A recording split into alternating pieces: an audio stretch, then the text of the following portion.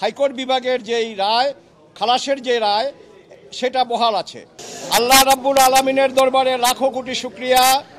আমরা দীর্ঘদিনের প্রচেষ্টায় যেই 21শে আগস্টের যেই মামলায় আপনারা জানেন যেই মামলায় দণ্ড ছিল আপনার বিচারিক আদালত থেকে, হাইকোর্ট ডিভিশনে দীর্ঘদিন পর সেই মামলা থেকে সমস্ত আসামিদেরকে খালাস দেওয়া হয়।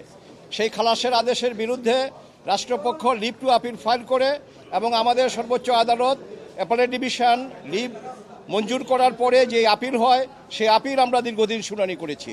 এবং আমি কৃতজ্ঞ চিত্তে মাননীয় আদালতের কাছে আমি আমার কৃতজ্ঞতা আমি এক্সপ্রেস করছি যে আমরা দীর্ঘ প্রচেষ্টায় আমাদের মধ্যে যা ছিল কিন্তু সেটা আজকে দূরীভূত হয়েছে। আমি বলবো আল্লাহ রাব্বুল আলামিনের কাছে শুকরিয়া। এবং আজকে আপিল সরকার রাষ্ট্র কর্তৃক আনিত সমস্ত আপিল এবং যে সমস্ত পিটিশন ছিল সবগুলো ডিসমিস হয়েছে। অর্থাৎ হাইকোর্ট বিভাগের যেই রায়, খালাসের যে রায়, সেটা বহাল আছে। কাজেই আমি বলবো যে আমি গর্ব অনুভব করি আমার সুপ্রিম কোর্ট নিয়ে, আমার হাইকোর্ট বিভাগ এবং আমার অ্যাপেলেট ডিভিশন নিয়ে, যে এখানে ন্যায়ের মানদণ্ড আজকে আবার তারা উঁচু করে ধরলেন।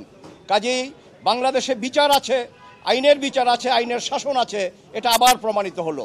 আর এই মামলা সঠিকভাবে তদন্ত করে নাই বলে হাইকোর্ট বিভাগ যে অবজারভেশন দিয়েছিল নতুন করে আবার পুনঃতদন্তের, সেটা আজকে আমরা শর্ট অর্ডারে মাননীয় প্রধান বিচারপতি মহোদয় যেটা পরে শোনালেন, আমরা যেটুকু অনুধাবন করতে পেরেছি যে এটা রাষ্ট্রের কাজ, এটা বিচার বিভাগের কাজ না। ঠিকই, কারণ এটুকু এক্সপান্স করা হয়েছে। আর নন অ্যাপিলিং অ্যাকিউজড অর্থাৎ জনাব তারেক রহমান সাহেব এবং আপনার অন্যান্য যারা ছিলেন তারা যারা আপিল করতে পারেননি এবং যারা দেশে উপস্থিত ছিলেন না, তাদের বেলায়ও সেই খালাসের আদেশ যেটা হাইকোর্ট বলেছিলেন যে এই খালাসের আদেশ তাদের বেলা প্রযোজ্য হবে, এটাও আজকে আমাদের অ্যাপেলেট ডিভিশন থেকে এটা বহাল আছে। কাজেই আমরা বলতে পারি জনাব তারেক রহমান সাহেব সহ অন্যান্য যারা আছেন তারা এই মামলা থেকে বেকসুর খালাস এবং এই মামলায় আর কোনো সাজা কারো নাই।